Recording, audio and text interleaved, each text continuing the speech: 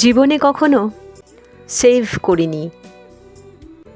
আর বান্ধবীর দেয়া পয়লা উপহারই ছিল শেভিং ক্রিম, সাথে আফটার শেভ লোশন। তরুণ বয়সটা আমার শুরুই হয়েছিল এমনি কৌতুকময় টুইস্ট দিয়ে। সেই কবে কার কথা, 7 কি 8 বছর বয়সে মক্তবে কুরআন পড়ে ফেলার যোগ্যতা হয়েছিল জীবনে। যাপিত সময় হেলে দুলে, খেলায় মেলায়, বৃষ্টি বাদলে বা চৈত্রের হাওয়ায়, কলোনির ছোট্ট মাঠে কিংবা বেয়ে ওঠা দালানের কিনারায়, ঝগড়া কি হাসিতে, না পাওয়ার কষ্ট অথবা পাওয়ার খুশিতে, জীবন এসে দাঁড়িয়ে দেখে কৈশোরের অপার এক বিস্ময়। সেথায়ও জীবন কেটেছিল দুই মোটা স্রোতের দ্বন্দ্বে। দিন ও বিজ্ঞান দুই ছিল সমান্তরাল। একদিকে কারি সাহেব, অন্যদিকে সিএস পাল। কারি সাহেব শেখাতেন তাওহীদ, রিসালাত, আখিরাত, সাথে বিনয়, আখলাক আর আন্তরিকতা।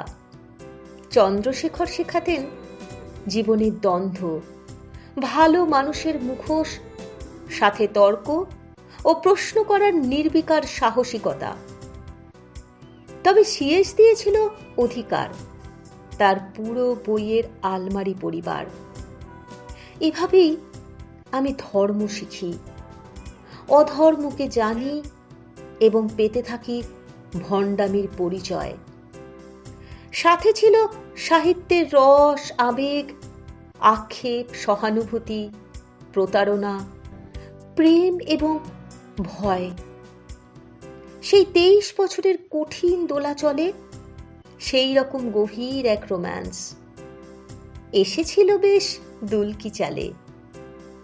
অদ্ভুত সেই প্রেম মুখোমুখি হয়েছিল সে সময় যুক্তি বিপরীতে আবেগ, সেই তোলপাড় করা তুমুল যুদ্ধে পাশাপাশি দুই বিপরীত স্রোত, যুক্তি আর প্রকাশিত মধ্যবিত্তের মূল্যবোধ।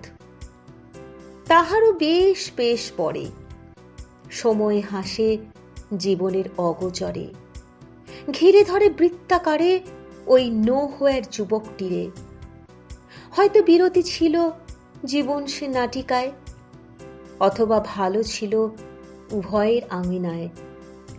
নোঙর বেঁধেছিল আগে কে বা, সেই অঙ্ক না হয় তোলা থাক। ফের বন্ধু তারা হয়েছে হয়তোবা, কাটুক না এ করেই, ফাঁকটা আদরেই তোলা থাক।